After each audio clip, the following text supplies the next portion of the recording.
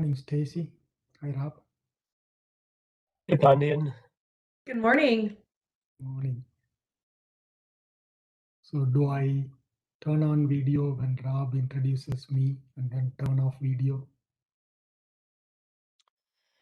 You know, um, in previous meetings, pretty much everybody has just kept their video on the whole time, Okay, I'll do the same. but totally your choice, whatever you want to do. I'll do the same.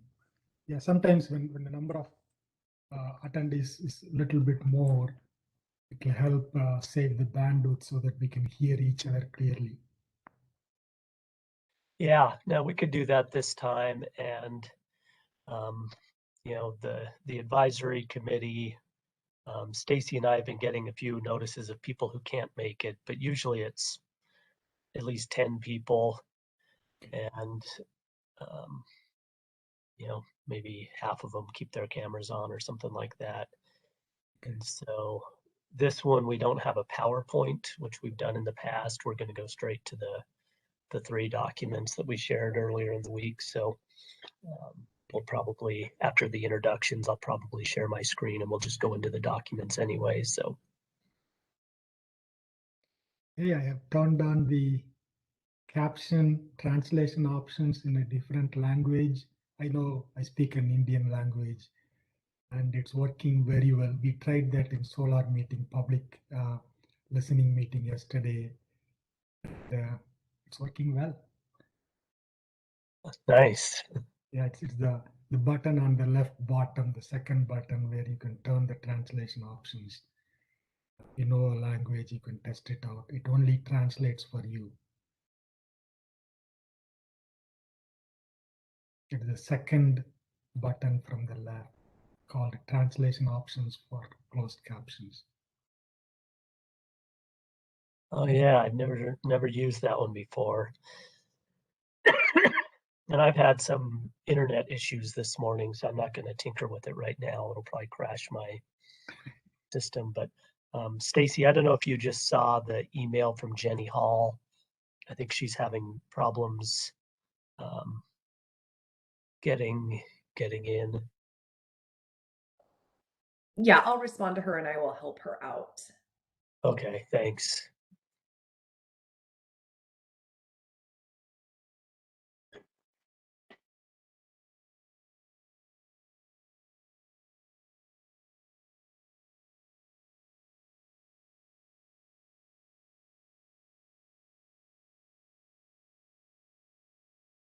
Is she a panelist, Ron? I thought she was, yeah. Okay, she's probably putting in the meeting password. Okay, thank you.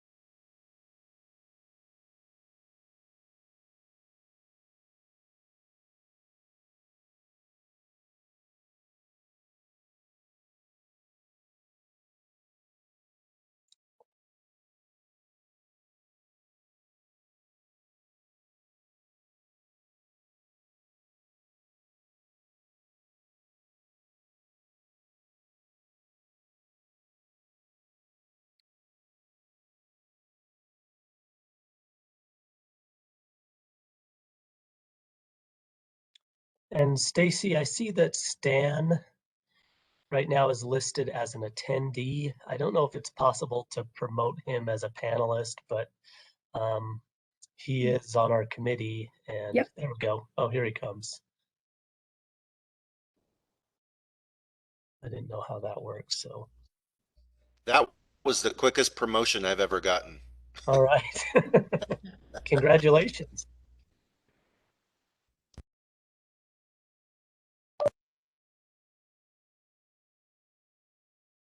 Good morning, all. We'll just give a few minutes for folks to come in.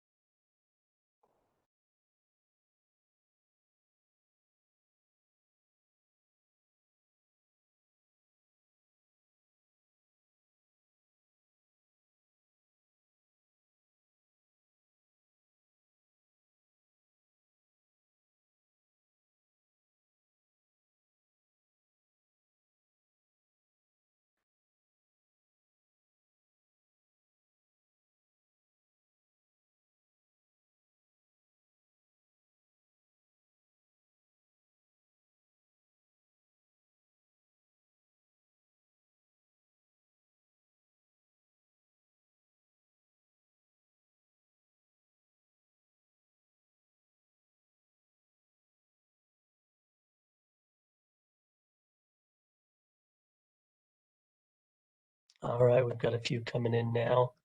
One more minute.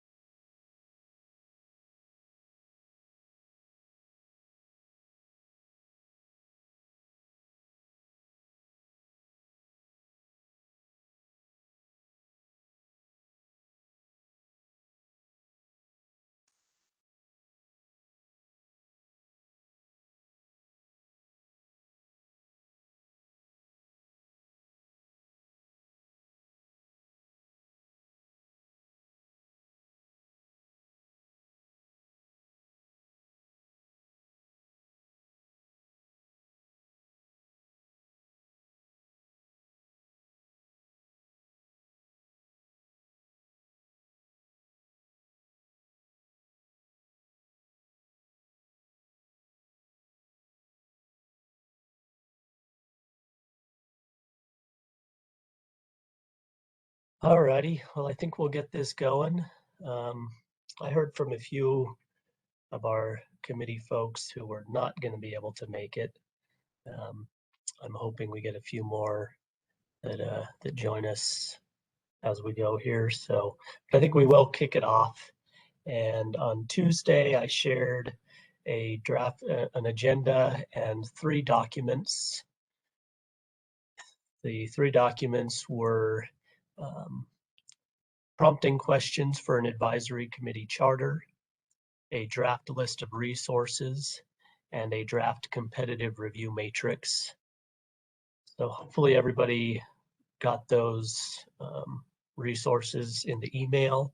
And if you didn't get them, they are also available on the Oregon Department of Energy website under the Community Renewable Energy Program Advisory Committee page. So if anyone did not get those, just let us know, and we'll be walking through them during this meeting. So no need to quickly download them and read them while we're talking. We're going to go through them, but just so you know, they're available as resources, and the purpose of this meeting is to review them, get as many comments as we can, but as usual, you'll have time to think about them and share thoughts after the meeting. So with that, I would like to introduce Pandian, who is the program manager that we've just hired in January. And so welcome, Pandian. And Pandian is going to take us through a few staff introductions.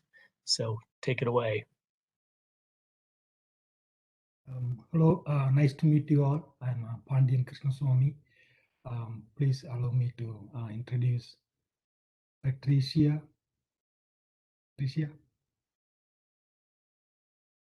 you are on mute. I'll get it. I'm Patricia Phillips. I'm the admin here to help with the program. Thank you. Right. James. Hi, James Kogel. I'll be policy analyst for the program. Thank you. And that's the team that will be working on the CRUB program. Rob, back to you. Oh, all right. That was quick. Nice. We already got a few minutes back on our schedule. So Pandian, Patricia, James may be familiar to some of you already because he's been with us for a few months now. James has been helping to develop the rules. He's got some experience in administrative rule writing. He's also helping to put together the materials that are necessary for us to launch the program in March. Patricia just joined us, I guess about a week ago, and she will be providing admin support to the program and basically supporting staff and applicants as the program develops. And finally, Pandian joined us in early January, and he will be managing not only this program, but also the Oregon Solar and Storage Rebate Program and the new fire, the new incentives for the fire damaged properties. So he's going to be a manager of all of the incentive programs at Odo. And he's come very quickly up to speed on what we've been up to with the community renewable energy program. So he will be taking over the reins of the project lead from me. And right now we're basically in a transition period. So as Pandian takes the reins for the various incentive projects, he will be the lead manager moving forward. So I'm glad we had a chance to meet Pandian and Patricia and James, and we still have additional staff that we are in the process of hiring. And hiring staff when you work for a state agency is a very slow process. And you know, we're getting the pieces in place, and we still have a few folks to bring on. So we think we're now in a good position to be able to launch the program in March and have the staff necessary to support communities as they work in the application process. So, all right, moving on, we have put together some draft language and some questions for committee members around a charter. And the idea of the charter is to, one, kind of describe the goals and the purpose and the driving kind of forces behind our work. And we want to get that part right, but it's also going to serve as a document for sort of the nuts and bolts of how we operate this group, and how you know, things like how often do we meet, and what are the specific roles for Odo staff to be able to support all of you, and basically just setting out the process for keeping the committee functional and productive throughout the life of the program.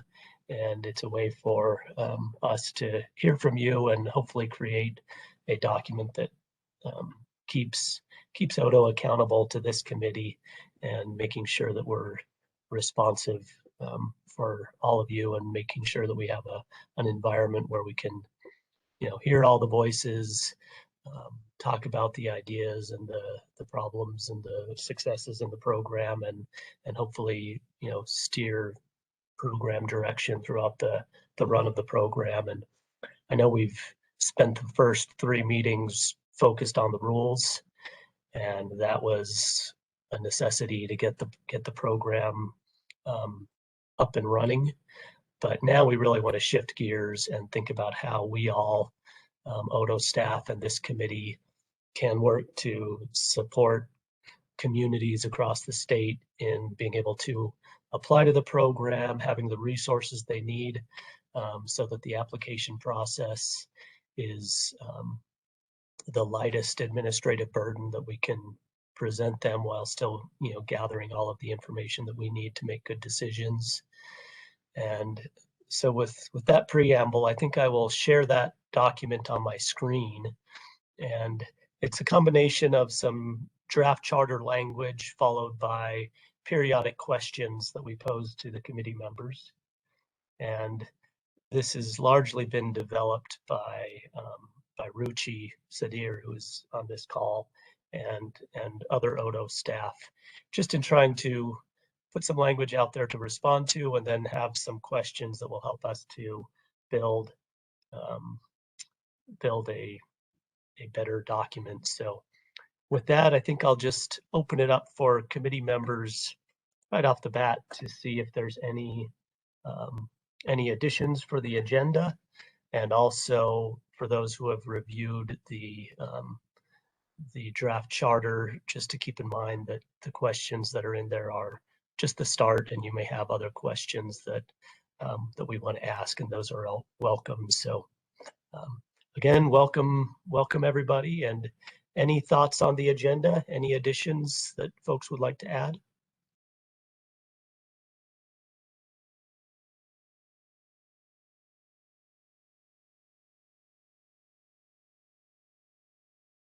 All right. And as I move between screens and documents and things, I may not always catch when hands are raised. So we've got other staff on the meeting who hopefully will help me do that. But if you raise your hand and I don't see it, feel free to just jump in and interrupt me, or hopefully we will catch it, especially if we end up with a situation where we have a lot of folks raising hands, that we can help manage that. But with that, I think we will move on. I'm going to share this draft charter document. At least I'm going to attempt to share it.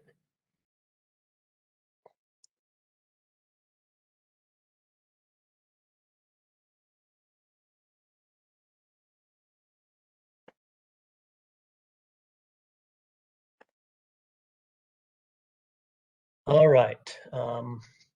Can someone just confirm that the screen is successfully shared? Yep, I can see it. Great. Okay. Thank you. All right. So this is our first pass into some charter language, and so really what we're doing here is throwing a few ideas out and then asking some questions. And some of these I think we can address very quickly, and others I think are going to warrant a lot more discussion. So I just want to jump in, and it's only a 2-page document. We've scheduled 45 minutes for this part of the meeting, and so we've got plenty of time. And I'm just going to read it as we go because it is brief, and that way, for those who haven't had a chance to review it, we'll have a chance to do that now. So the following questions are meant to clarify the Community Renewable Energy Program Advisory Committee's role going forward by establishing a charter. As a reminder, the advisory committee was established within House Bill 2021 with a direction to provide consultation on the implementation of sections 29 through 32. And that essentially is the entire program. Those are the sections within the bill that describe the entire program. So we really started out as an advisory committee on rules, but now we are on to the other sections of this program, and we really want to make sure that this program continues to operate in a way that is serving all of the communities in the best way possible. So that's what we want to talk about now, the goals moving forward. So one draft goal statement: the primary goals of the Community Renewable Energy Grant Program are to provide grants to encourage community renewable energy projects that support resilience and environmental justice communities. The input and engagement of this advisory committee in developing the draft rules when the program was first created in 2021 has fostered close communication and collaboration with the department, partners, and communities that will help make the program goals successful. A broad purpose of this advisory committee is to continue to be engaged and informed of the program implementation and operations to support community outreach, reporting, and possible future program rule changes. So first question is, do we feel that we've captured high-level goals and purposes of the program and committee roles in that opening statement?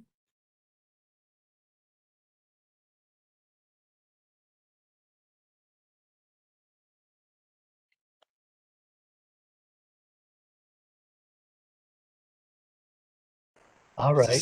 This is Stan to get things started. I think you have. All right. Thanks, Stan. And thanks for breaking the ice. Yeah, thank you, Stan. Get the discussion. This is Alessandra. I believe so too. Great. All right, moving on.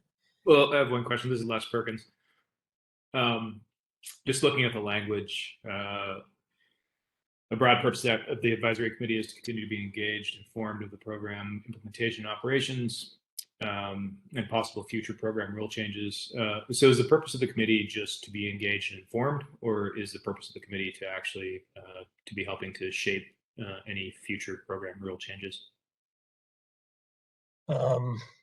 Definitely I'll helping take to a stab shape. at that if you want me to jump in since I helped to draft this. Yeah. Okay, great. So Les, I think that's a great question. I think we're open to ideas on like how to describe very broadly in this short paragraph what the purpose is and then get into some more specific activities and duties later. But one thing that we've noticed in prior incentive programs that the agency ran, tax credits and whatnot, that having a group of people who are really informed about the program as it works or doesn't work well, as we need to make improvements, there is a strong benefit in having a more consistent set of people to stay with the program so that the bill creating this program requires some reporting on like how it's going, and having a group of people like through an advisory committee to help us with knowing the answer to that question and then potentially thinking about improvements over the course of the life of the program is sort of a lesson learned and something that did not happen at the agency in prior incentive programs, and felt like that's an improvement we could do in establishing this one. We also have a couple of sister agencies, DEQ, that kind of follows that and have seen more engagement by external partners in kind of thinking about what the program could do, offering up ideas. Either that lands in reporting because perhaps it requires sort of the legislature to become involved if they want to make a more like a change in statute, if that's what's necessary, or if that's something the agency can consider through program rule. So it's sort of like broadly could be both. Does that make sense? It does. I was just looking for clarification. And in the list of proposed activities, the word support could have a lot of different meanings. So I wasn't sure if the idea is that this group will be helping to inform, potential changes or needs for changes, or if the group is simply used as a sounding board. I think it could be both, and maybe that is something we could make more specific in that part of the charter. I think that this could be a forum where ideas for improvements could be raised, and then the agency can think about whether that's possible through existing statutory language or or budget allocated, or if that's something that is maybe an idea worth vetting and putting in the report that's required on how the program's going to the legislature. So I think that both of those are potential ways to sort of act on that purpose. Thank you. Great question. Yeah, so maybe we could have in that first paragraph something like a broad purpose of the advisory committee is to continue to be engaged, informed, and provide recommendations, or provide something where there's an advisory role inherent in the discussion, even though engaged potentially has that built in. But we do want to recognize that we look to this committee for advice. And so, but I think as we get into that next list of activities, it's pretty clear that we are going for the support from the committee. So that was a good catch, Les. Thank you. So next below is a proposed list of activities and duties. A, provide recommendations regarding program implementation and operations. B, support community outreach. And I see that Quisha just provided a comment, I believe, in the WebEx. It flashed up and I missed it, but it's in there. B, support community outreach. And this is one where we really need your help.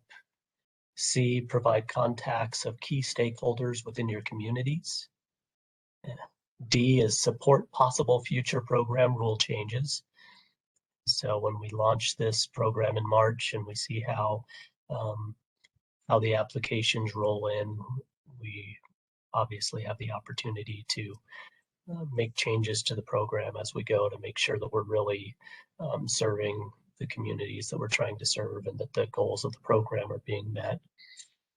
And finally, support program reporting. And reporting for a program like this has potentially a few meanings.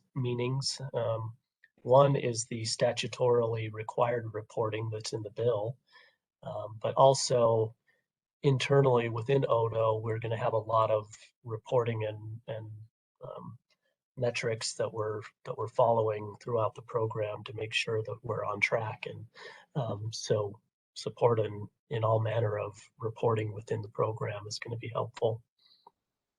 Any thoughts on that list?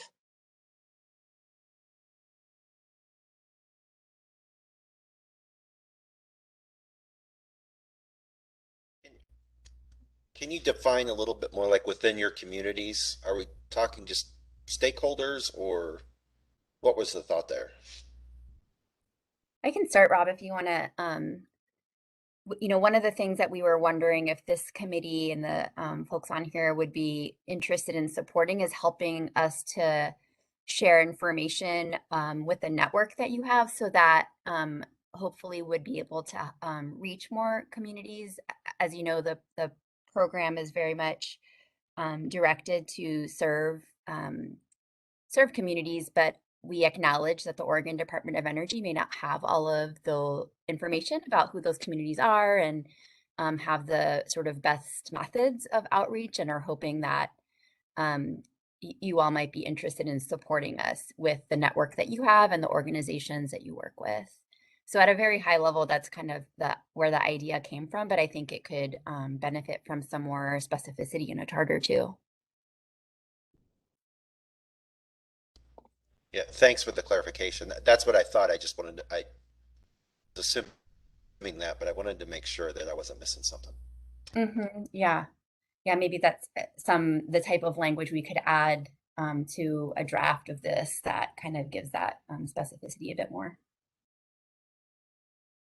Yeah, and I think when we get down to the next few questions, we can help build that out.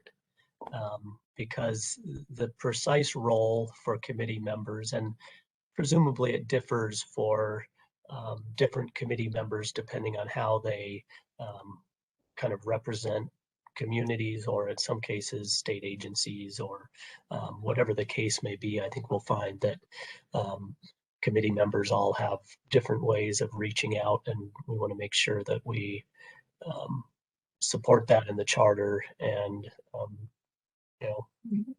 kind of cover all contingencies of what we would be hoping to get out of committee support on this outreach piece.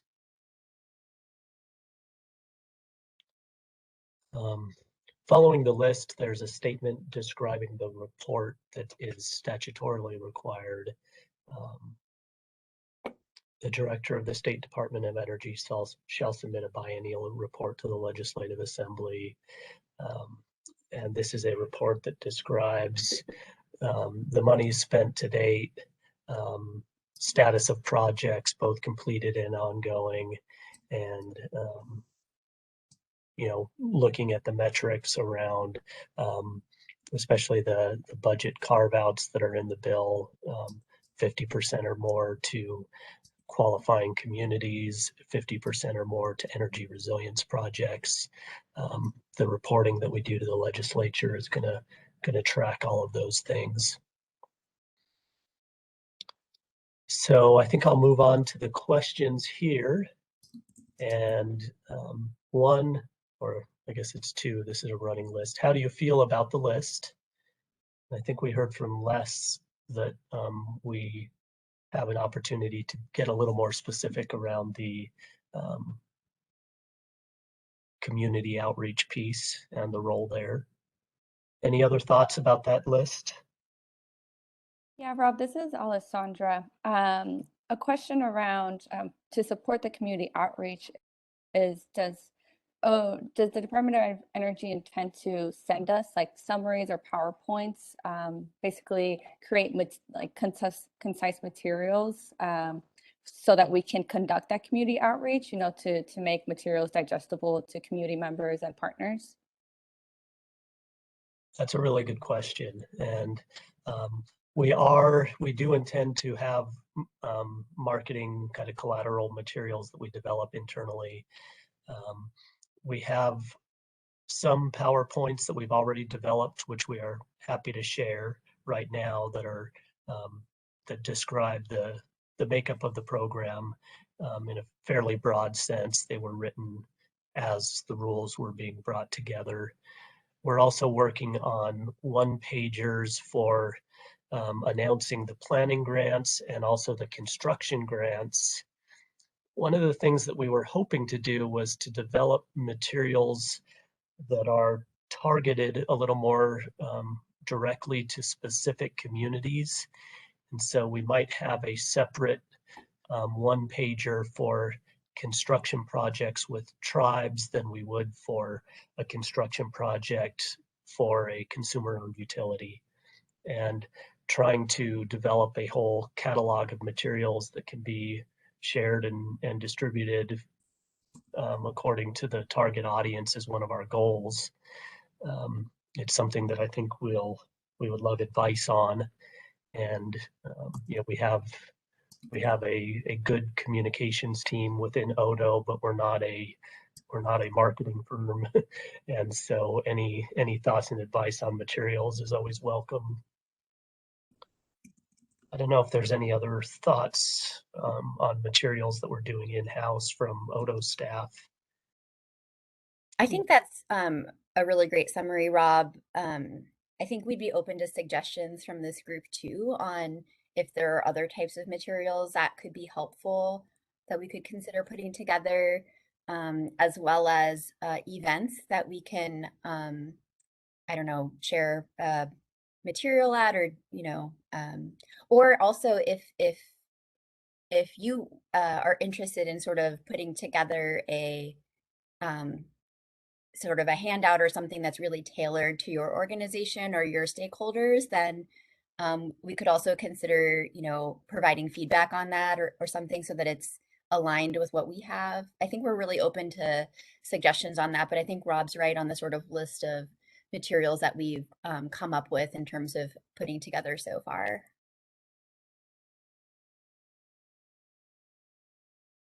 To the question in the chat about from Spencer, I think that part of the intent here is that the agency will of course be doing some outreach, but we just acknowledge that we don't have all the contacts and aren't in the community to the same degree as many of the advisory committee members. And so I do think external help is needed and very welcome.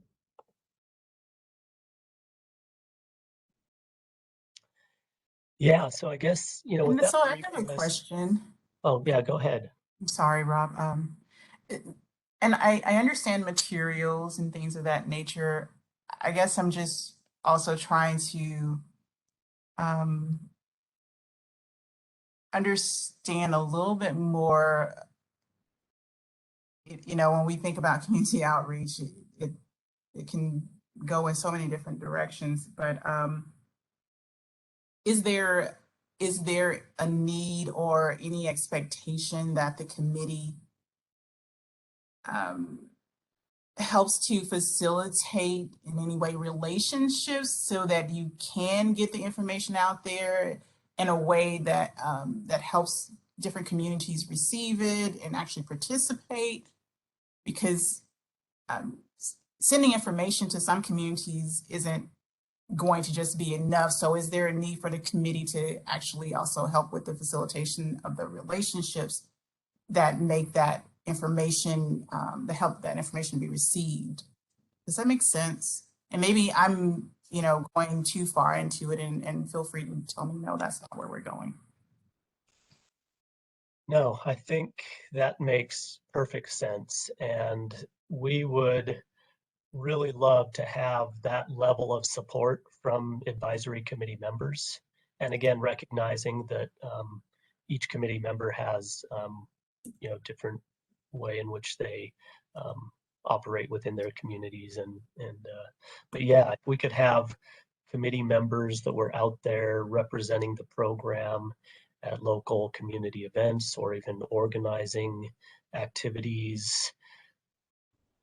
In the past, we've been a part of a lot of, workshops and conferences and things like that. And you start, at least my experience with a lot of the workshops is that you start to recognize the same faces over and over, and they're the folks who can afford to take the afternoon off work and participate in a workshop and get the babysitter and all of that. And we're really wanting to dig deeper and get to the folks that we haven't already been able to reach in the workshops, and find that other way of reaching kind of deeper into these communities in a way that is accessible to the community members, and that where they can participate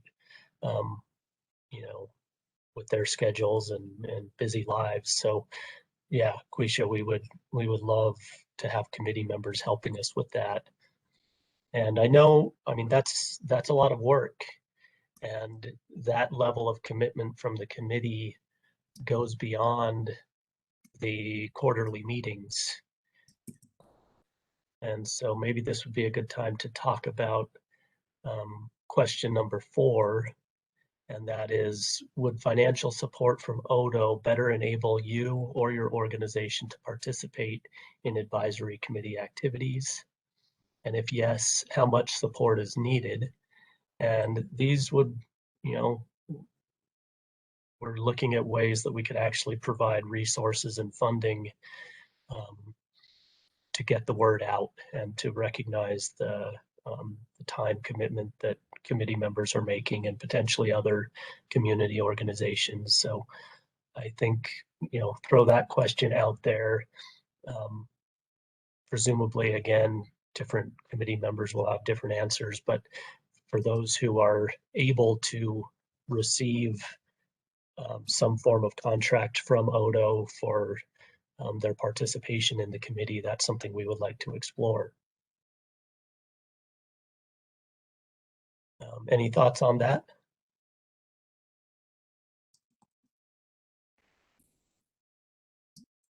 Yeah, this is Alessandra. I did talk to my team about this, and we are interested in that type of financial support because we want to be able to really engage the community, and especially those with some experience in the renewable energy sector.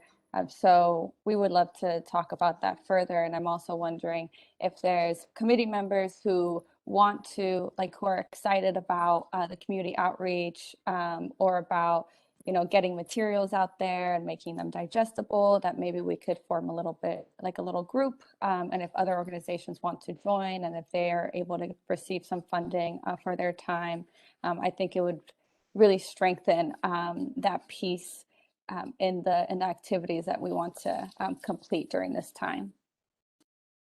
That's really great feedback. I appreciate you kind of doing that check with your organization. And I'm not sure if this is the right forum to ask this or if we can follow up, but one thing that might be helpful to Odo, because we have not done that before, but really want to explore it, is if there's any examples that you have of doing that kind of outreach or support work, or work where you have received that kind of assistance. And it doesn't have to be sort of like exactly the same or anything, but we have a bit of a deficit of experience in that. And so kind of any examples or past experience would be really helpful in helping us understand how we could try to shape that internally.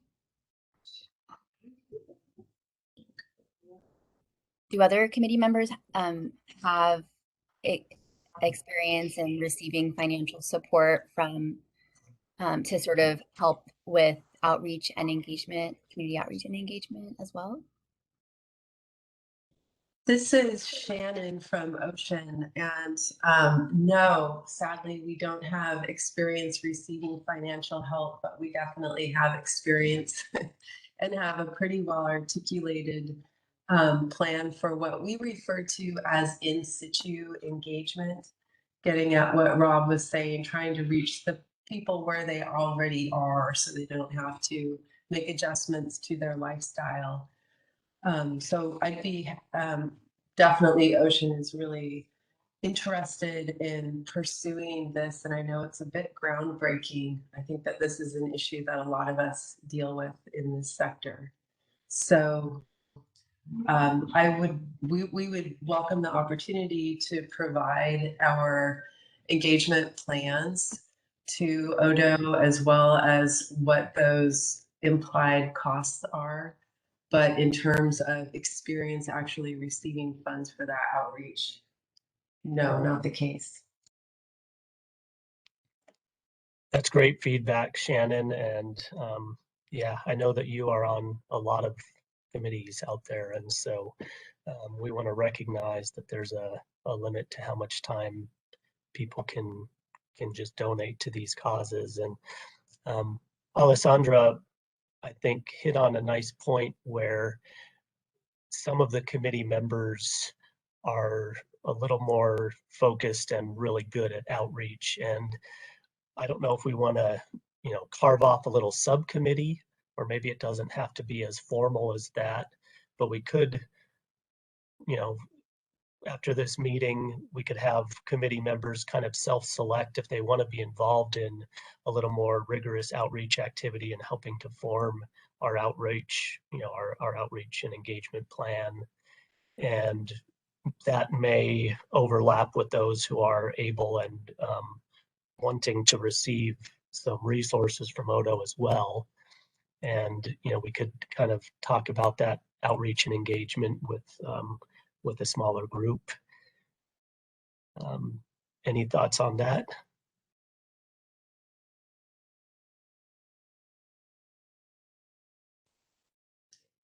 This is Shannon. I think that sounds like a great approach.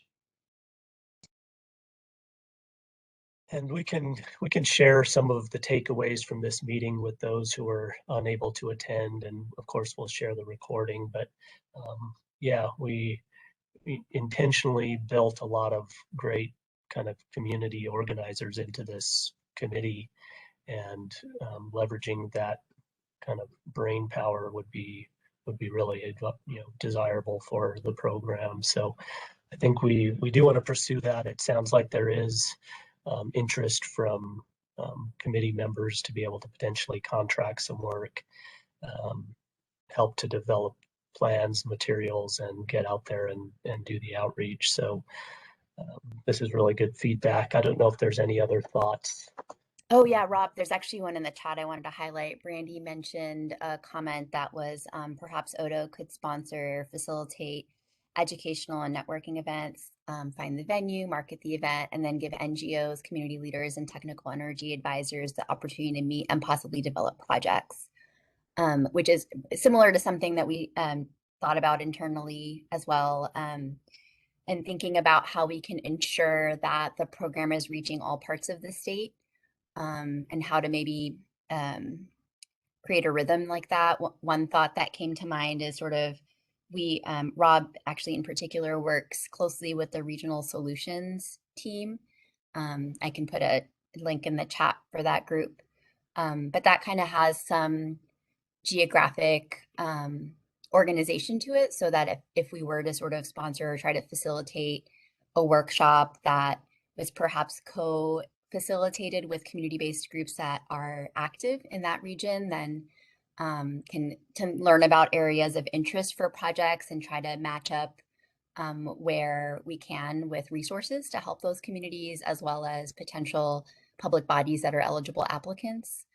But we would, I think, need some help in figuring out, within those regions, which, we don't I don't think yet know exactly who we should be maybe reaching out to partner with on perhaps co-facilitating or co-hosting a workshop like that. And so that might be something for this committee to think about if you're comfortable with offering some suggestions on who we could sort of reach out to, kind of going back to Quisha's comment about helping us sort of build some relationships there. This is Les Perkins. Just to build on what you were just saying, there's a strong need for the figuring out the public-private partnership component of this. And so it seems like there's a couple of different components of outreach. I mean, one is looking for potential projects which could be coming from just about anywhere. But I think the difficult part you're going to find is the public-private partnership and figuring out that relationship. We've been trying in Hood River County to look at how the county could facilitate taking federal funds for projects, and it's not easy. There's a lot of liability questions, roles and responsibilities. It seems like your first outreach really needs to be in helping to support those organizations that could be the public side of the public-private partnership, because if that's not figured out, you're not going to get projects in the ground. And so that's going to be a barrier early on. Mm-hmm. That's great feedback, Les. And you know, you're in a great position as a county commissioner to kind of represent the public body side of that equation. And in this discussion, and from Randy's comment and what you just said, thinking about, you know, as projects get developed, there's sort of a top-down communication where we can reach out to public entities, the utility, you know, consumer-owned utilities or municipalities. And if they generate projects, we need to figure out how they reach down into the communities.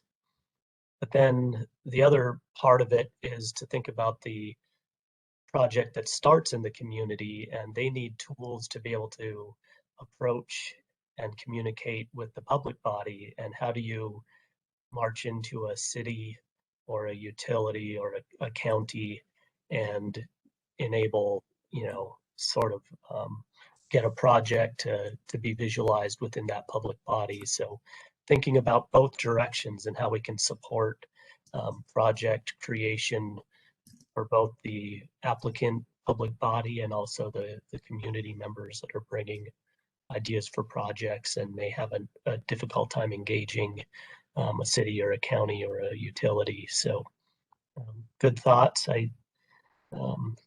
Maybe we'll pause, and I see Ruchi, did you want to share something? Oh, I think I may pass it to Christy on the line to talk a little bit about a couple of workshops that are already sort of in the works.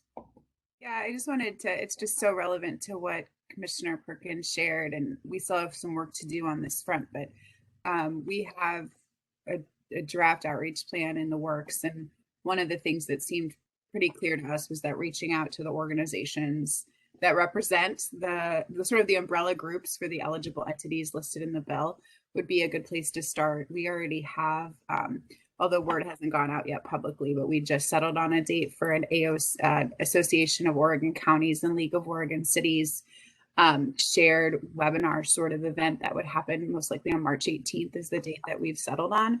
So you'll start to see information about that coming out. And I need to do some reaching out to Special Districts Association of Oregon. We've had some suggestions about irrigation districts. Les, I'd love your ideas of who would be a good place to host that sort of webinar. What we're asking is, we'll sort of put the webinar on. We're asking these groups to share them out to their membership and sort of co-host them with us. So I'll reach out to you under separate cover and see if you can give me some ideas with the irrigation district hat on of who the right convener is for that.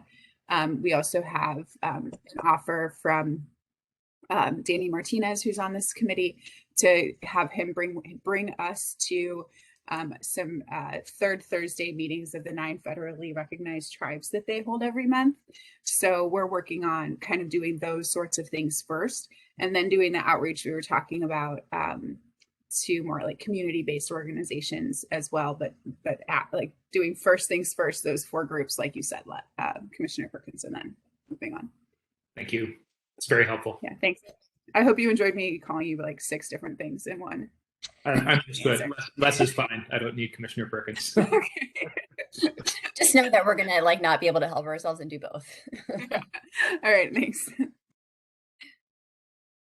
So that kind of speaks to sort of trying to support outreach and engagement from sort of two angles. One is sort of the public bodies, which frankly, our agency has a little bit more experience with, and these sort of, you know, meetings and workshops that Rob said earlier, where we sort of may see the familiar faces over and over again, but we really want to explore different ways to approach it from the other angle, which is the communities themselves, since the eligible bodies need to be able to demonstrate in their applications that they're serving communities. How do we sort of help communities also bring forward projects and find, you know, an eligible body to work with to explore that project? And there's sort of an interesting piece there where we have the planning grants, of course, which I think would provide a lot of support, but wanting to sort of get the word out to a degree where people feel that they are at a place where they can apply for a planning grant is the sort of space in which we are looking for ideas from the committee as well. Do you see what I mean there in terms of the rhythm of the likely application process and where we can try to bring more people to the table, especially on the community side?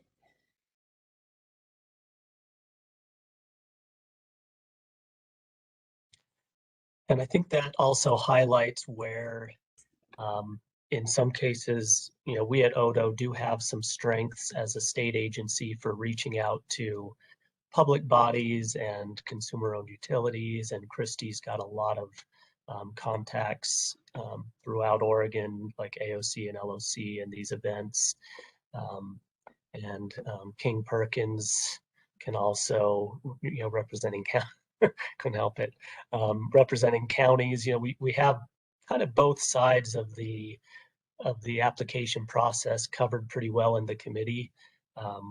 And some folks are going to be well entrenched on both the community side and the public body side. But, you know, we definitely see that Odo is going to have a very active role in this outreach as well, and that we're going to take every opportunity we possibly can to be presenting at conferences and to meet with LOC and AOC. And, you know, we meet with the consumer-owned utility managers every 3 months. And, you know, the type of outreach that happens during working hours, you know, Monday morning at 10 a.m., where we get the public body participants, we're going to be helpful in that front. But then reaching out to the folks who are not able to attend that type of meeting is, you know, a spot where we're going to need a lot more help. So this has been great feedback.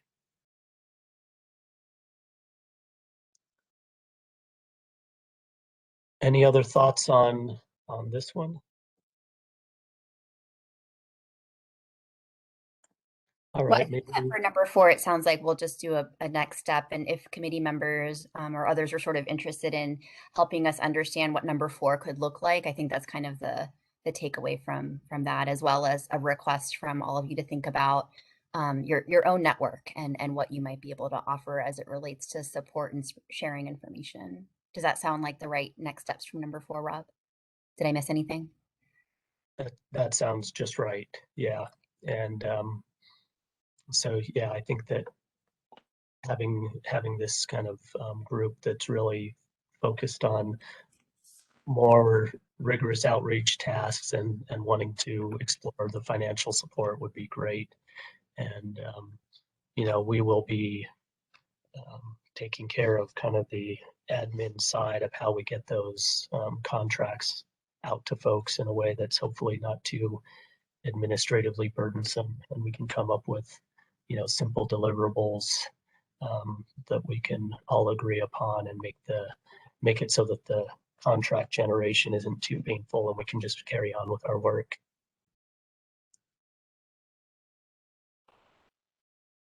All right. So I think that was a really good discussion around the community outreach piece and around the idea that we could be providing support to committee members and potentially other community based organizations to help spread the word. The next question is just down to kind of some operational things. How frequently should the advisory committee meet? And for just the proposal, 4 times a year. And thoughts? Is 4 times a year a good number? Should the meetings be tied to program activities or just scheduled on a recurring quarterly basis so that we all have them set in our calendars, something along those lines? So thoughts about meetings?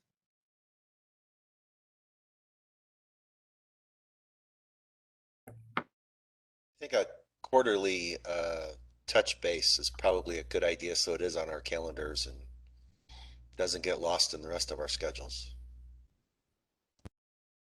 Great, thanks, Stan. And we started out this whole thing with a 4-hour meeting, and now we're on 2 hours.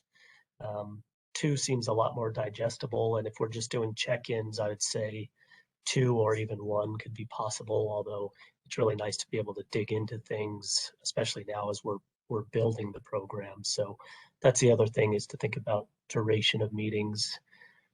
Maybe we plan on 2 hours, and if we wrap up early, everyone gets some time back. Rob, this is Quisha. I agree on the 4 times a year.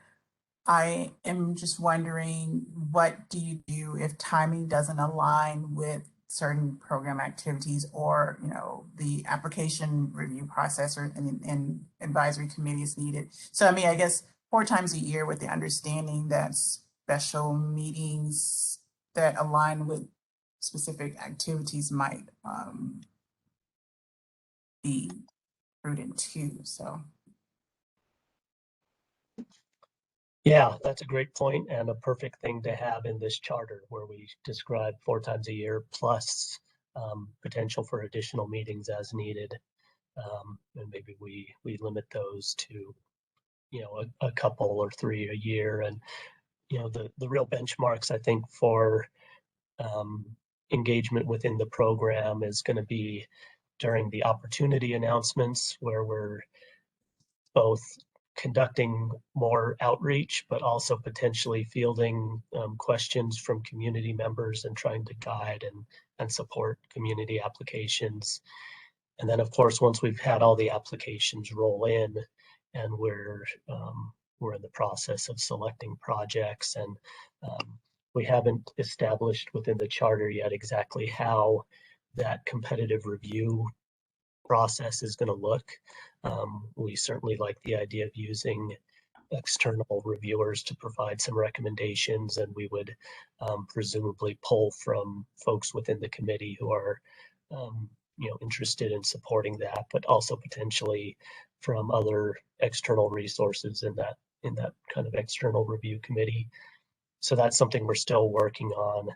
And presumably if we launch in March and give at least a couple of months of time for applications to come in, that's something that we may be able to address.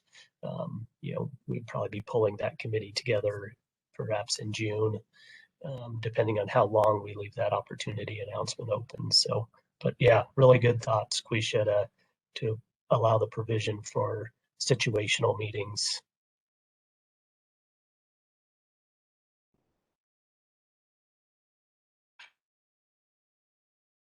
All right. Would the committee like one of its members to serve as a chair for the committee, or should Odo staff continue to chair this meeting?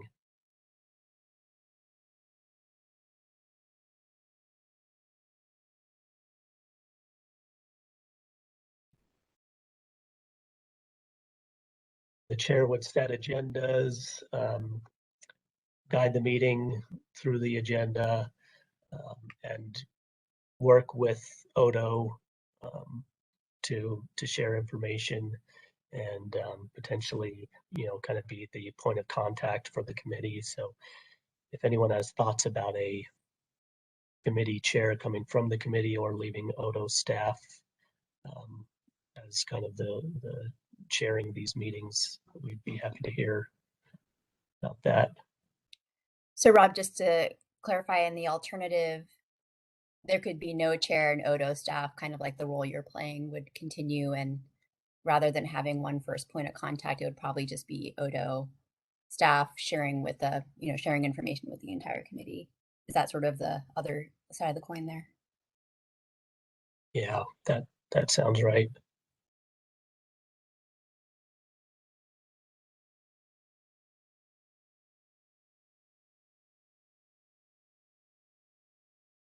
All right, I see that we're down to 4 minutes for this agenda item, and we can be a little loose with the agenda, but I want to keep it moving if there's no other comments.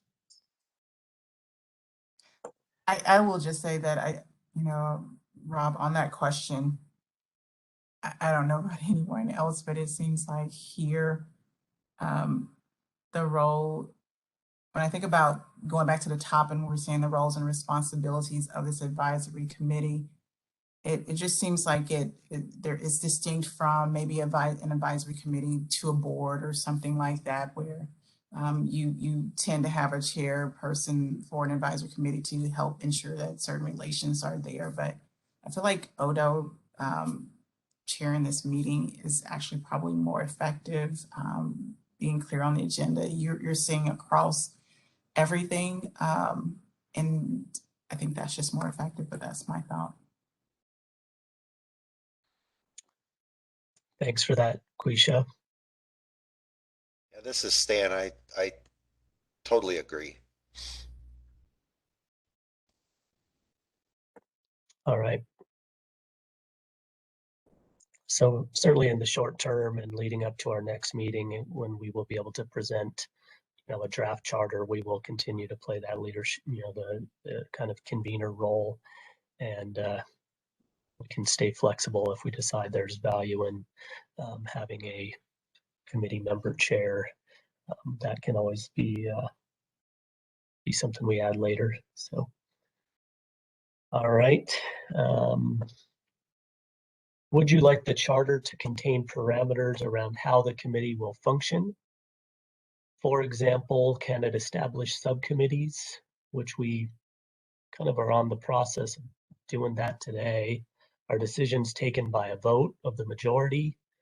Or do we continue to just have a open discussion? Any thoughts there on how we kind of move decisions through the group?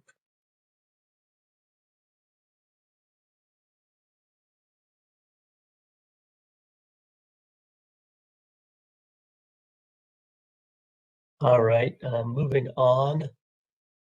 Do you want to identify certain deliverables for the committee? Do you want to set a term for appointment?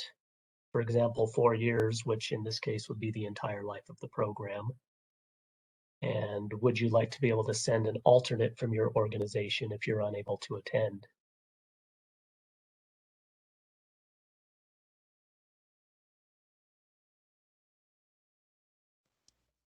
Hey, this is Alessandra. I definitely want to think about these questions further, but for the last question about sending an alternate, I would be interested to be able to send an alternate if I'm not able to make it. Right. This is Quisha. I think it would be good to be able to send an alternate also. And Shannon's in the comments saying the same. All right, well, that one sounds like one we definitely should get into the charter. And Brandy, sorry, I missed you there, Brandy. Okay. Odo's proposed commitments in the charter. Odo will seek to ensure advisory committee members come from a cross-section of Oregonians that reflect a diverse range of experiences. Hopefully we have done that. And again, I know we have a limited time in these meetings, and there's plenty of time after for folks to, like Alessandra mentioned, to consider these questions and provide feedback. Odo role would also include orienting committee members Odo will provide information on department programs, policies, and budget. That can be something that we add to future meetings where we have a little dashboard around activities that the committee would like to be kept up to date on. Odo will provide materials to the advisory committee members prior to allow time for review. And providing materials, I think we've already also talked about how we will develop some outreach materials as well, separate from the materials. But I know that the committee has in the past said 1 week in advance is desirable, and I know we missed that by a couple of days this time, but I think that's probably what we would put in the charters, that we would get materials out to you a week in advance. Odo may provide information between meetings to keep members of the committee aware of program developments. Odo will continue to hold advisory committee meetings remotely or in a hybrid format. And Christy, I saw you jump on. I don't know if you had thoughts that you wanted to share. No, I have a question, but I was going to wait till you're done. A question in the chat that we can get back to. Oh, all right. All right. So I'll just read these last 3 questions and we can wrap up our discussion of the charter. Do you want a commitment on when you receive information before the meeting? Would you like a deadline for members to request to add items to the agenda? Should the agency consult with members through a doodle poll before setting the meeting date and time?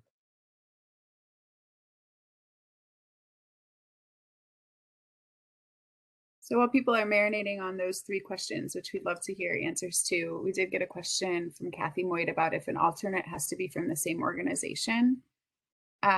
If any of our committee members have thoughts on that, go ahead and just put them in the chat, or feel free to chime in if you're saying something else, or feel free to chime in, period. We do have in the chat someone saying meeting materials at least 7 days in advance. And we agree. Someone had to go on vacation. No. We had a vacation happen, so sorry, but we'll be better about that. And a couple of pluses on that. We agree. That's a standard we aspire to as an agency and usually hit. All right. Thanks for all of the great feedback. Any thoughts on the doodle poll side of things? We talked about having a quarterly meeting, so we could ostensibly just set the quarterly meetings and get them on people's calendars early without doing a doodle poll. That might be more desirable. I tend to prefer that personally. And I'm always like an anti-doodle poll person, though. Everybody knows that about me. But I'm just curious if anyone else has thoughts. Would you rather us just get these on the calendar sooner rather than later, or do doodles ahead of each one to more accurately match your schedule as it develops? That's what we want feedback on.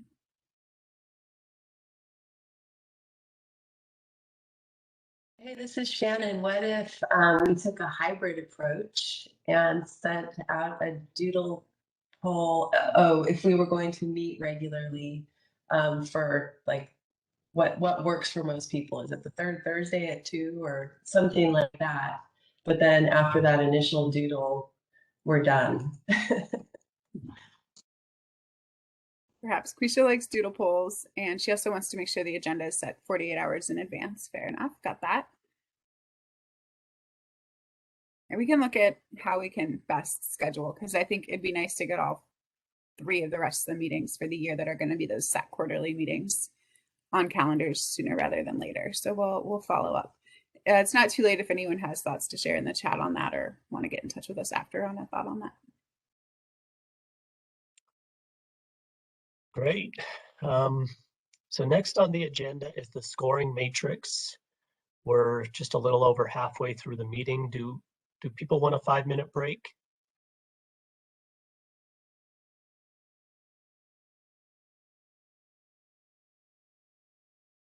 Maybe we'll just press on.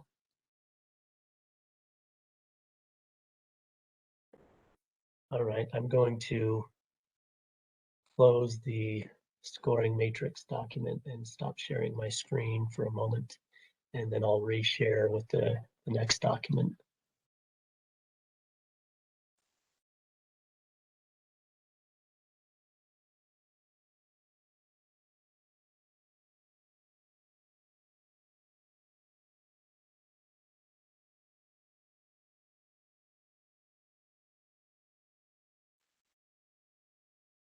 Okay, here we go.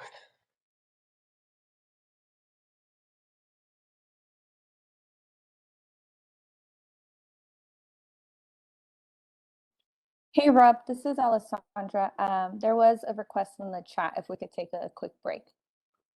Sure. Yeah, let's take a quick break and maybe we could meet back here at about 11:10. Thank you. Okay, see you all in about 5 minutes. Into the draft scoring matrix. And just if someone could confirm that I've successfully shared the screen again and that we're seeing the scoring matrix. You got it. All right, thank you. So what we've done is put together a scoring matrix that essentially recognizes the priorities that are described in the bill, and there's a section that specifically calls out a number of priority scoring elements, but that also recognizes, before we get to the priority scoring, that there's a need for the base project to be a solid technological project that is feasible and financeable, and we need to start with rock solid projects before we start applying the weighted scoring. So that was kind of the idea here, is that we've set up a number of criteria where projects can kind of accumulate points throughout a scoring process, and this would be utilized by our competitive review scoring committee, which would make a recommendation to the agency, and then internally we would take that recommendation and move on to the process of selecting grants. So we're gonna look at the matrix in a second, but just a few questions to keep in mind as we go through this. One, is the scoring and weighting reasonable, or do we need to weight sections, for example, equity or project plan, more or less heavily? And you'll see those in a moment. Should prior investments in energy efficiency at a project location also include projects and activities such as education or behavior changes? And that energy efficiency, previous expenditures in energy and efficiency is one of the priority scoring components that's listed in the bill. When scoring the equity criteria for communities served, should consideration be given to how one factor can influence another? For instance, a community that is only a rural county compared with compounding factors that may exist within a community that's both rural as well as having some other factors associated with being a qualifying community, like low income or any number of other factors. So we'll have to think about how we kind of apply the equity components. How should we factor in if applicants did or not produce an outreach plan or use an equity framework? Should we expand the metrics to allow for outreach not formalized in a plan? Since it's not a requirement of the application in the program rules, how should it be used in the scoring? So you'll see that we have points for having reached out to the community and have some leadership diversity in the leadership of projects. But then we also propose in this draft, at least, that there can be additional points for developing equity and engagement plans. And so we want to think about that. When scoring for community benefit, should the situation and community be considered? For instance, should there be an extra weighting related to economic development and jobs in low-income communities? How should we compare geographic diversity with some clear criteria as detailed in the criteria that we're about to look at, and we have a proposal down below, or should we have a more open-ended analysis, such as that listed in the project size criteria. So we'll be able to look at those in a minute down in the matrix. Finally, are we missing criteria and any other thoughts? So keep these in mind as we go through the tables. Any initial thoughts? Have we missed any really obvious questions?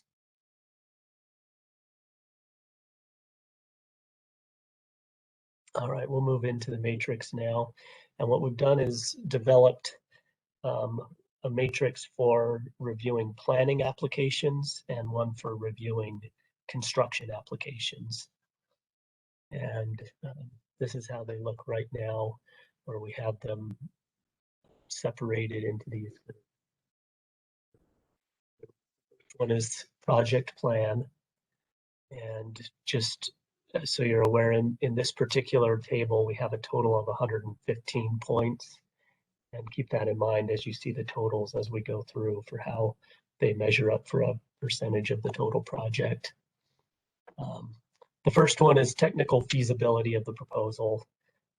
We want to be able to distinguish between the application for something like solar plus storage compared to, you know, vertical axis wind turbines on a bridge over the gorge, or something that we just know is not likely to be a solid technology. So that's the idea here, is that we're looking at projects that have a likelihood of success and that are technically and financially feasible. Total of 20 points, a little less than 20% of the total. But also, if it's not a technically feasible project, this is also a pass-fail criteria where we're not going to move projects that are not technically solid through the program. Christy, did you want to chime in? Just a quick question from the chat.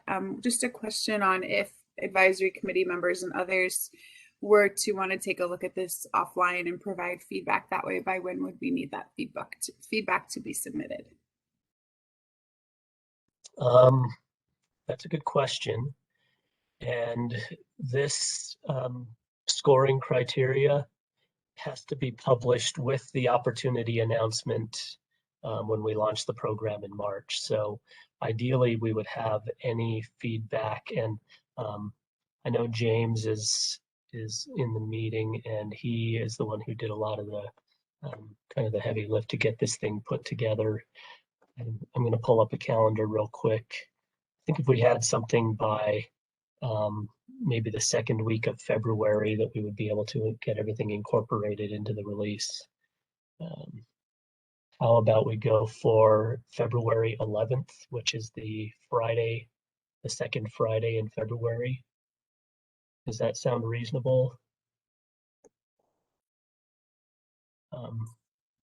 Alessandra, who asked the question, said that sounds good, and Shannon says that'd be helpful too. So okay, so responses to February 11th for feedback. And that'll go for all feedback that is related to our sort of critical timeline of launching the program. And so this competitive scoring matrix, anything else that has to do with the launch of the program, which is, you know, we've got a lot of work still to do to get this thing ready to go. So feedback by February 11th would be great. And we'll obviously continue to be working on the program for the next 4 years, but launch items like the matrix, February 11th. So good question, thank you. Do you want that feedback to go to the general mailbox for the program? Is that a good place? I assume that's a good place. I don't manage that. I don't manage that mailbox, so I think it's a fine place. I'll go ahead. Somebody asked about if they're not committee members, but I'll just put that as a place where you can submit feedback for anybody who wants to into the chat. I'll put that email address there in a minute. Thanks. Right. And Brandy, we see your note about the FEMA brick technical qualifying criteria is, I guess, what I'm guessing what that looks like. Thank you for sharing that. Oh, yeah. Thank you for that. So And there is actually a piece in here when we get to the direct project benefits and describing resilience projects, where we get a little bit into natural hazard mitigation plans. But what you've shared, Brandy, is definitely helpful, because that's one of the things we want to do, is try to line up with FEMA so that we have the ability to take projects and leverage those federal funds. So back to the table, we have, oh, go ahead. Yeah, Rob, for the benefit of the group, the natural hazard mitigation plans and the BRIC grants and state hazard mitigation grants are all run by Oregon Emergency Management through our state hazard mitigation officer and office. So we will definitely partner side by side with you to make sure you have everything you need. Great. That is, that's really nice to have that direct support on that piece, because I know that lining up state and federal money can be complicated. So, all right. So yeah, we have the technical feasibility with points and a pass-fail. Next is the prior investment in energy efficiency measures. This is right out of the bill. And we say that evidence may include utility or energy trust project documentation, which is often a fairly simple way to be able to demonstrate an energy efficiency measure, or finance statements demonstrating the investments. And then finally, strength of financial and project plan. Points will be awarded by reviewing planning, project budget, and schedule. So this is ensuring that the review committee feels that there's a project plan in place that could potentially, result in the planning actually being completed and wrap up a successful project within the program. So that section is 30 out of 115 points. And next is equity, which is a total of 40 points. But before we move on, if there's any other thoughts or comments that I've missed.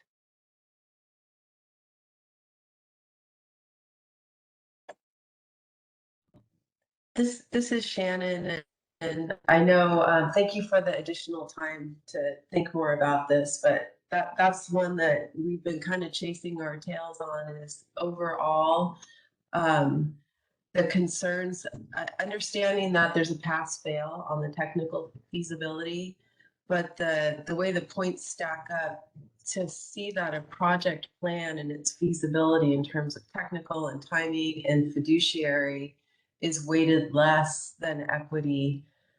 It doesn't seem quite right. However, throwing the pass fail in there, we're just struggling with that. So no more to say there, just a general high level statement. That's really good feedback, Shannon. Thank you. Yeah, and obviously it's not going to do anybody any favors to have projects that are not technically feasibly, technically sound. Regardless of who the project is trying to serve, we have to have rock solid projects in this program. So that's a great comment. Thank you. There's several people have agreed in their own comments as well. Great. So general consensus to ensure that the kind of technical feasibility and project plan be either weighted equally to equity or potentially weighted higher than any other component.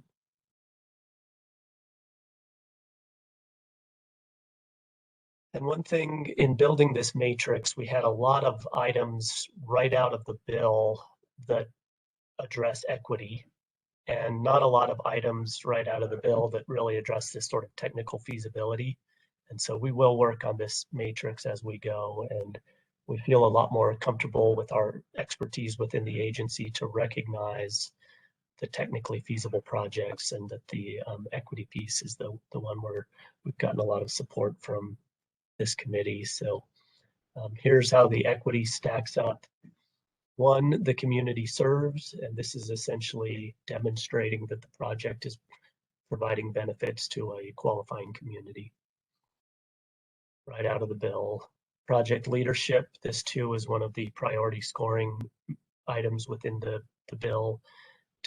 Description of how the project leadership is put together, and making sure that there's leadership involvement by representatives from the qualifying communities.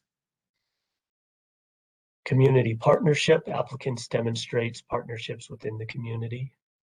Community outreach plan, this is one that's not required in the bill, but we thought could. Can we back up a second? I'm sorry, Rob. Brandy Definitely. asked if you could repeat something that you just said. I'm not exactly sure. Brandy, you might come off mute and just say what topic it was that you wanted repeated. There was something about prioritizing one section or one scoring over the other that I missed. Sorry. I think it was just about the conversation about technical feasibility. Essentially, it seems like people kind of want to do not pass go. Like if it's not technically feasible, then the rest of it matters less. So either weighting it equally to equity or having it be more of a pass fail is what people seem to be interested in. Yeah. And ultimately, each one of these line items kind of stands alone within the scoring matrix, and that the total is worth keeping in mind for how each of these different kind of bodies of criteria stack up. And so we definitely got that message that the technical feasibility is of primary importance. A comment, I think, from Quisha that just came in, and let me see if I can pull that up. I can read it to you, Rob. Great. Okay, thanks. It seems like some of the items in the equity section could also be placed in the overall project planning section. Yeah, okay, well, that's a good comment. And some of these are, again, not items that are even required in the bill. The community outreach plan is not one of those items that's listed in the bill. Equity framework, also the framework itself is not a requirement, but it's just a way to demonstrate that the project has these equity considerations in place.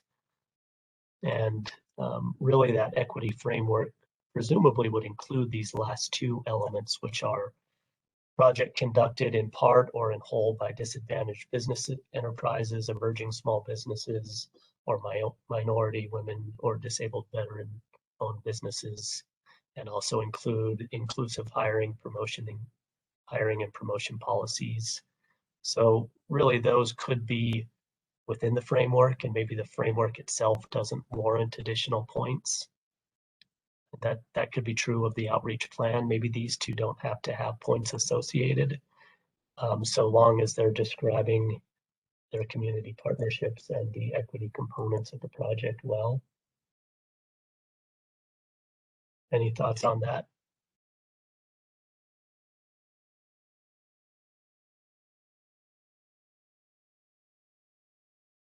All right, I will keep moving on, and feel free to interrupt because I know I missed some of the chat and things as I'm reading this. So those are the equity components, and those are derived largely from what is described in the bill, and then kind of taking it to that next level of recognizing the value of having plans and frameworks in place. Direct project benefits, and here's where we are recognizing the priority scoring for energy resilience projects, which again is right in the bill. Project will enhance community energy resilience. The potential change to community energy resilience of a structure or facility that is essential to public welfare from a project. So this would be an opportunity for the reviewers to look at the energy resilience components of a project and decide how valuable they think that is to the local community, and be able to apply 10 points across that one. Jenny Hall has a question in the chat. Is Oregon Energy considering providing any guidance for what level of resilience is expected? She gives examples, 1 hour of backup versus days or weeks, etc. I guess we don't have at this point any minimum requirement. But that's an idea, and we could even break this criteria out to try to help quantify, if you've got indefinite recharging battery storage and coupled solar that could run for weeks on a certain set of dedicated loads, that's obviously higher value than 1 hour of backup or something like that. So we could try to describe a little better how these points get distributed across a resilience project. Jenny followed up to say the state provides guidance that all Oregonians need to be 2 weeks ready. So that might be an interesting metric to consider. And then also we could just make it clear that like the more resilience benefit, the higher score on this. So it'd be like a scale. And though just a few hours would be far less than longer than that, perhaps. Yeah. And as a reminder to folks, there's 2 pathways here. There's a resilience pathway, but there's also a just pure clean energy project pathway as well overall for the program. Shannon, did I see you? I strongly encourage maybe considering that there be just an additional overlay of meeting that 2 weeks ready. These were some of our technical comments as well. Resilience, an hour of backup doesn't do much good. So you kind of got to get into the weeds. And I love the concept of just taking the state guidance for 2 weeks ready and making that a yes or no. Does your design support 2 weeks of energy independence for the identified critical loads or something like that, with some additional points associated directly to that? Yep, that's a great idea. So thanks, Jenny and Shannon. That's great feedback. And then Les in the chat is saying, could you also reference local energy plans adopted by, sorry, a new chat came in, adopted by local governments on top of the natural hazard mitigation plan? So sorry, that got interrupted. Could you also reference local energy plans adopted by local governments on top of the natural hazard mitigation plan? Yeah, that sounds like a great idea. And especially when we're thinking about communities with kind of different level of planning prowess and background in energy resilience, if we can recognize efforts that are not the natural hazard mitigation plans, but recognize some level of planning for energy resilience, that sounds good. Great. And then Brandy Martin followed up, I think, in response to Shannon's concept, which was resilience extends beyond backup power. If metrics for backup power are included, what about other benefits?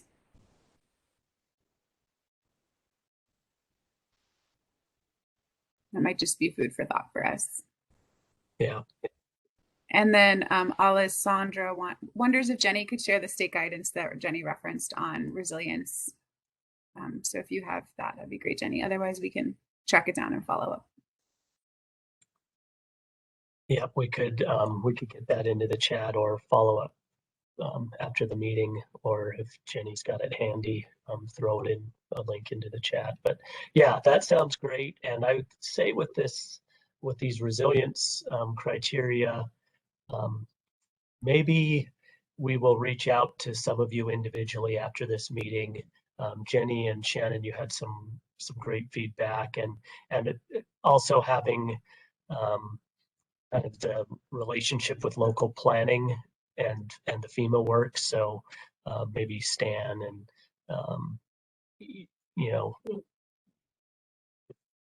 I think we could use a little bit of help on this one, and Brandy too, if you have thoughts on how the kind of the federal piece lines up with this. So that would be very helpful.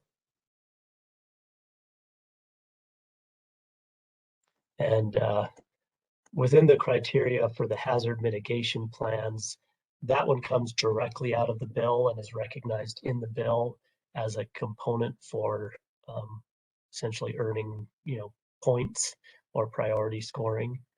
And so maybe we would have that one in addition to some other description of local planning, so that we are honoring the bill's intent to get those natural hazard mitigation plans recognized. All right, well, that's helpful. Finally, we have a little bit on project diversity, but I wanted to jump in really quickly, and there was discussion. Christy brought up the fact that there are projects that will be straight renewable energy projects that might not have any equity component and might not have any energy resilience component. And, those projects theoretically could take up to 50% of the program funds. And so we want to have scoring that is obviously heavily weighting the projects that have the equity and the energy resilience, but we also want to keep in mind the straight energy project. And I think the only time that really is going to become an issue is if we have highly competitive rounds where we have a lot of projects to choose from. And then it makes sense for us to be steering the funds to the projects that have that are supporting the qualifying communities and have the energy resilience component. So I think it's going to work out anyway, but we should just continue to recognize that we have, we have these projects that may not be checking a lot of boxes that are still eligible within the program. And I see that we're down to a little over 20 minutes. So the next one has a lot of overlap with this one, so we should be able to move fairly quickly. Quisha, I see your hand up. Yeah, Rob, I have a question. As we're thinking about not only the benefits, and it's kind of taking me back to the project technical feasibility, all of it. Is there, because I don't remember in the draft rules, are there requirements for or a plan on how you sustain the equipment, how it's going to sustain over time? And is there a requirement for any plan around that? Because I mean, you can see projects get built and not be maintained appropriately. And so I'm just wondering, and maybe I missed something. Yeah, that's a great question. And the bill describes projects operating for a minimum of 5 years. And we've addressed this in our rules. We do have a clawback provision for projects that fail before the period that's described in that performance agreement that we'll have as part of a grant. So we've got it somewhat covered with rules and performance agreements, but the bill basically just describes 5 years, and we're hoping we get a lot more than that out of them. Gotcha. Okay. Thank you for that. Just a reminder. Thank you. Yeah. And Rob, before you move on to project diversity, we did have a couple of more comments related to resilience. Brandy just wanted to say that it may be more complex to define, but thinks that project benefits to the community should definitely be included. And then also Dan Orzek, thanks for joining us today, Dan, mentions that resilience varies between sites. Few projects can afford 2 weeks of running entirely off-grid in the winter on solar and batteries without additional power sources such as fossil fuel generators. Also, resilience requirements for a small office building, for example, will be far different than for a wastewater treatment center. Running a wastewater treatment center entirely off solar and batteries would likely cost multiple millions of dollars. So, and then Shannon wrote back to that. So there's a little conversation in the chat on that, but just duly noted. Rob, if you have anything you want to add, I just want to make sure everyone heard that. Yeah, great comments.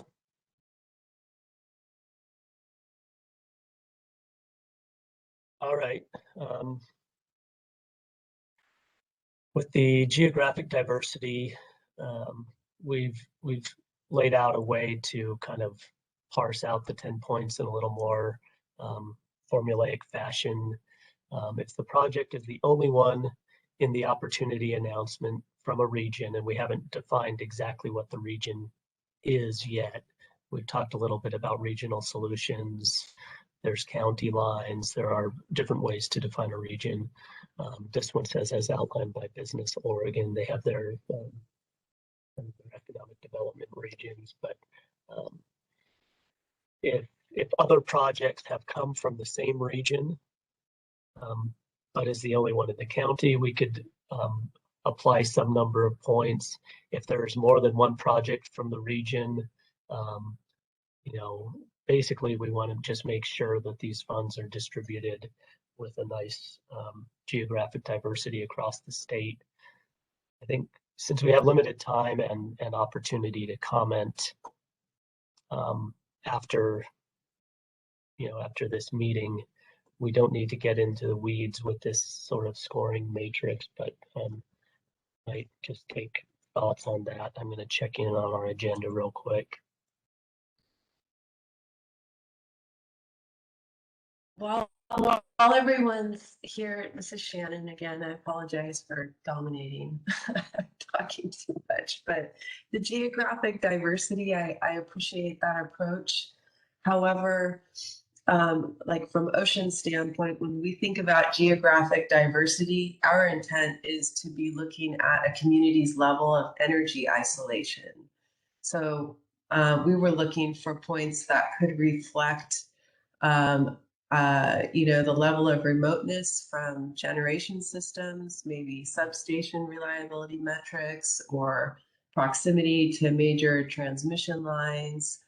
So that geographic diversity with respect to our electricity grid, to look for some potential for projects to have higher points for energy islanded communities, which would, in some cases might actually, the way that the geographic diversity is defined as presented might actually discourage multiple projects from going forward in those regions that really need them the most because they are so isolated. Yeah, that is a really, really excellent thought, Shannon. And I think maybe we need to think a little bit more about that. And really, I think that's one area where this program is kind of unique in that it's able to reach out and fund projects in these very small rural communities and provide up to 100% funding. And it doesn't have to be a gigantic microgrid project to qualify. I think that, like you put it, Shannon, we need to figure out a way to recognize when a community is really needing projects like this, and especially what we've seen in the last 10 years with storms and wildfires, and there are certain communities that can really benefit. So great thought. Thank you, Shannon. I had a request that someone sort of summarize the question or the point that Shannon made in the chat, that they didn't catch everything she was talking about. I don't know if you want to give that a try, Rob. Within the chat. Thank you so much, Shannon. Okay, did that take care of that request? Yeah, I think I was just a little behind the chat, I guess. There was another question. Will Odo adopt concepts of energy sheds during this period? IT may help with geographic diversity context, or it may help with geographic diversity context. Some of this is related to the document that's last on our agenda, which is the community resources. And one of the ideas about the resources that we make available is that it can help communities to distinguish themselves as needing these projects. And so there is a little overlap there. And I don't know how much we're going to be able to dig into that resources project. I know we have limited time, and I really like this discussion on energy resilience. But yeah, I mean, there's so many different ways for projects to demonstrate kind of that they are the right spot for these projects. We want to make sure we've got those covered both in the scoring and in our resources, so that there's a way to demonstrate that.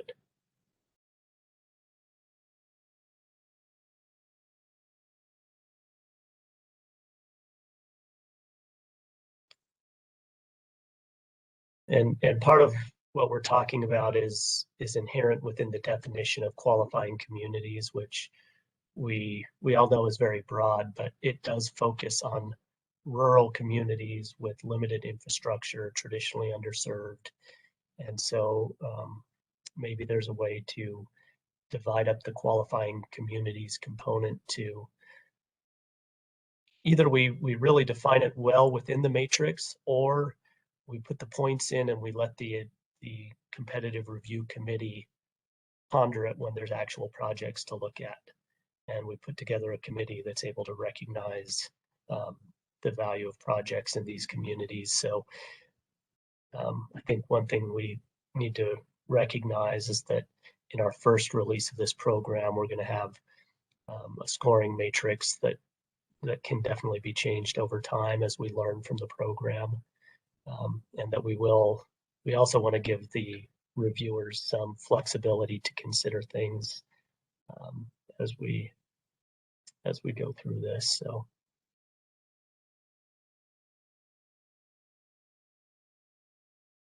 All right. So the matrix for development projects is very similar to the one we just saw for planning. And this one, we had actually beefed up the number of points associated with the project plan, because for construction projects, technical feasibility is even more critical. And obviously planning projects, you don't know all of the technical or the feasibility study has not yet been completed. But with a construction project, we recognize that project plan is critical and that the technical feasibility is, first and foremost within the thing. But I think we'll take all of the comments and also enhance the value of the technical feasibility in this section as well. But this is similar, where we have technical feasibility of the proposal being a pass-fail, but also bringing points into the project. But anything that scores 0, and this is, if they score 0 here, it's a fail, and there won't be the ability to rack up points in any of the other categories. It largely follows what we had just seen. I think that given the amount of time that we have left, I may just transition over to the community resources document to share a few thoughts on that, and then let the committee members take these documents and noodle on them up until February 11th and share thoughts. So any other comments right now on the competitive scoring?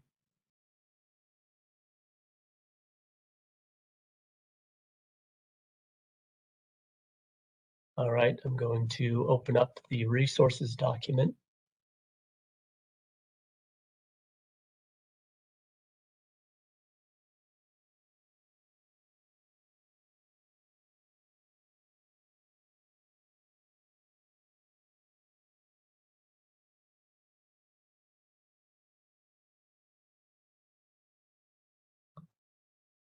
Okay.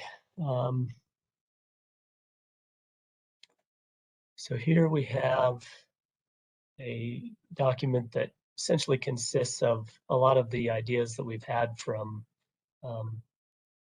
staff and stakeholders leading up to today for resources that can be used. And just as a little prelude, what we're looking for is not necessarily a list of 100 resources, but a list of 10 resources that are really useful for a community to be able to go in and say, oh, this is how I can demonstrate that I'm truly rural, or that I'm truly this or that, and that help applicants with a simple way to demonstrate whatever criteria that they're trying to demonstrate. So that's really what we're trying to get. And we have resources that are associated with demographic data, associated with your, how far you are from resources or critical infrastructure.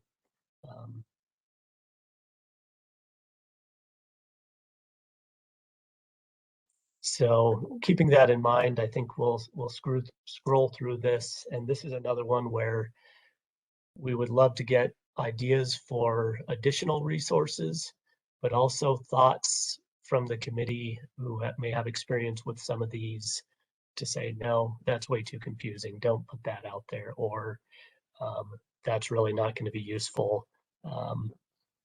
That's not going to be useful for community groups or municipalities or whatever. So here's our list. EJ Screen, that's a tool that we've had a few discussions about. US Census data, and I know that it's a resource, but it can be a tough one for folks to access if they're not used to kind of big scrolling data sets. And in there, FAR, the frontier and remote area codes, USDA, it's kind of a how rural are you? And they include a map of Oregon. And for Oregon, especially Eastern Oregon, a lot of Eastern Oregon is designated as a extremely remote. So it is a good tool for demonstrating if your community fits within one of the FAR regions, especially those that are very remote, that one's potentially useful.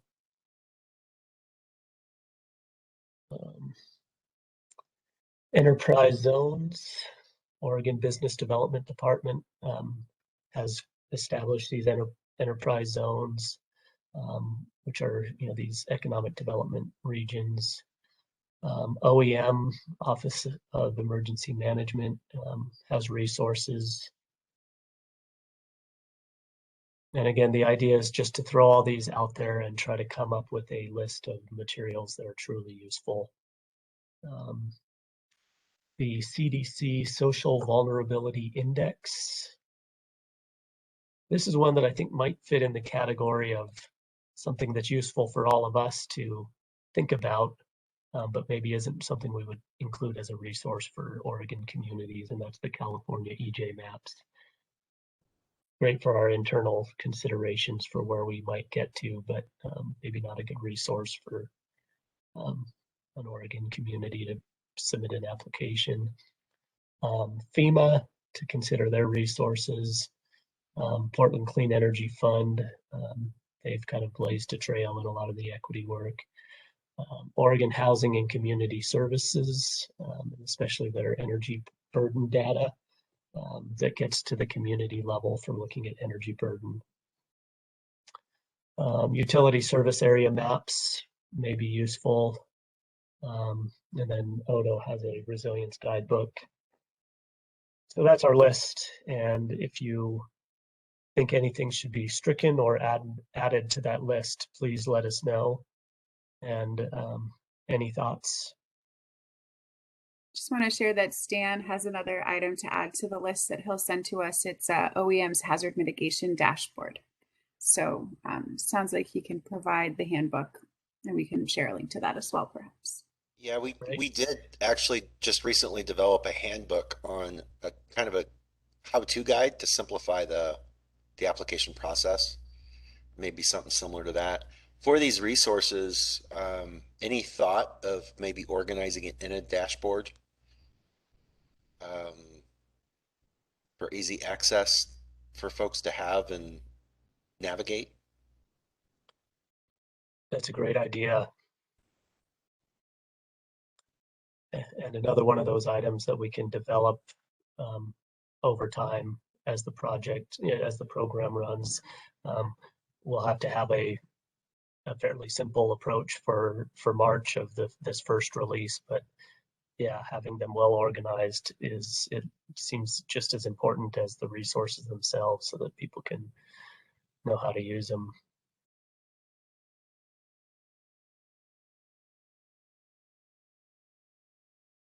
Hey, this is Alessandra. I was doing just a quick brainstorm, so I'm not sure how helpful these resources would be. But for instance, the University of Oregon is working on developing a wildfire risk assessment map, and that should be done this year. So that might be helpful to add as a resource. And I was also thinking how the big investor-owned utilities have their wildfire protection plans out, and in those plans it indicates the locations that are most at risk for power shutoffs, and that might also be an indicator for the need of these community-based renewable energy projects and to be more energy independent and resilient.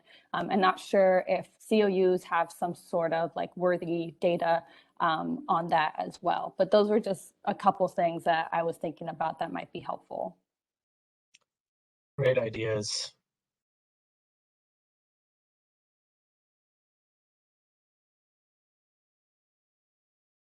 And yeah, please continue to share as we. This is another one of those items that we would need to have in place for the March release. So please share your thoughts by February 11th, and we'll make sure we have a list of resources on the program webpage with the idea that we can maybe somehow dashboard them in the future to help categorize them. And I know that. Yeah. Oh, sorry, this is Alessandra again. No, go, please go. I did submit comments on this part, but just thinking about for community resources in general, and thinking about maintaining these projects long-term is perhaps also providing other funding resources that are available, like technical assistant grants, just other funding opportunities that they could already have available, and know that they are able to have that opportunity instead of trying to kind of find it themselves, being able to do that. For instance, the Clean Energy Group has technical assistance grants. So like being able to have that as a resource, and any other federal or state grant funding that they'd be able to look into to sustain these projects in the long term. Yeah, another great idea. That's I think that one is, it's a whole nother category that maybe we missed on here, and that is additional resources of funding. So great idea.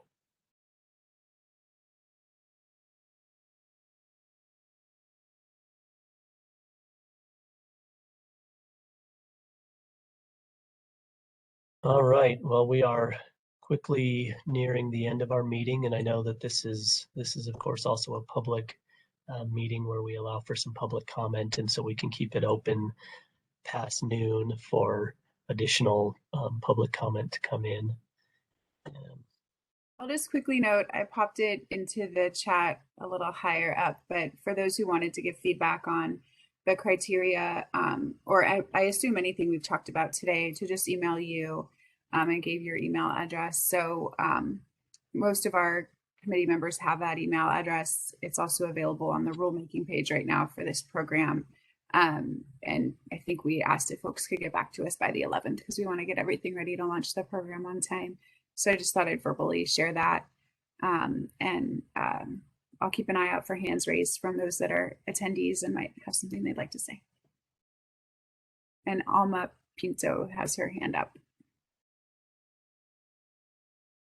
And when you are unmuted, I'll let you know, Alma.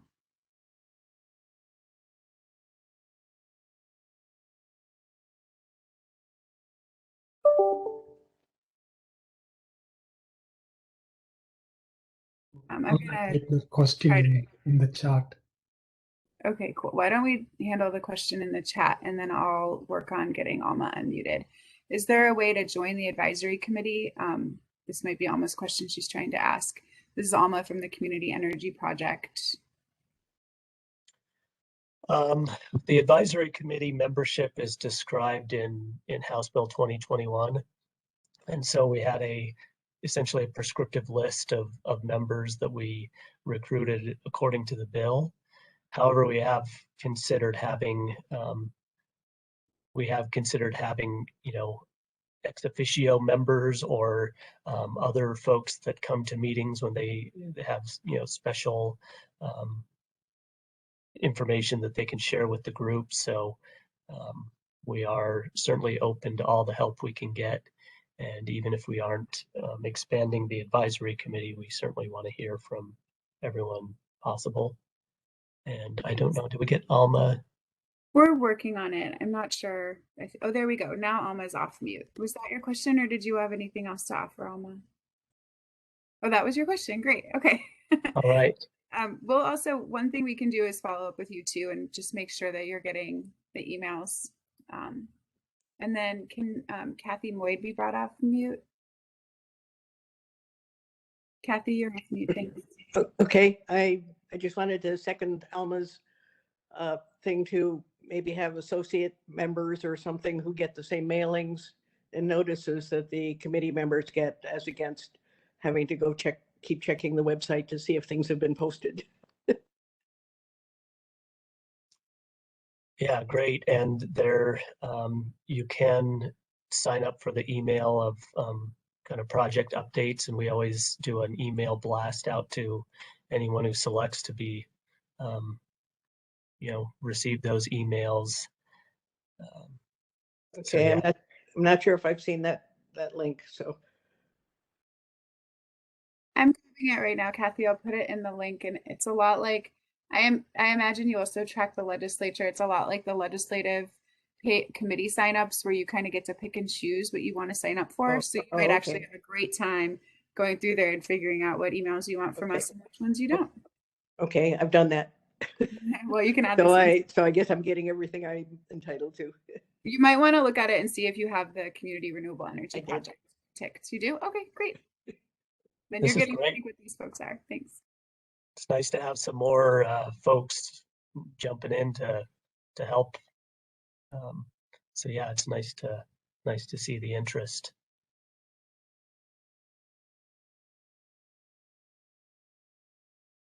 Anyone else?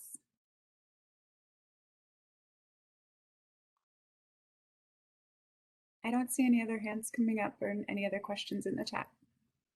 And Pandian, I saw that you came on screen. Did you have any thoughts that you wanted to share?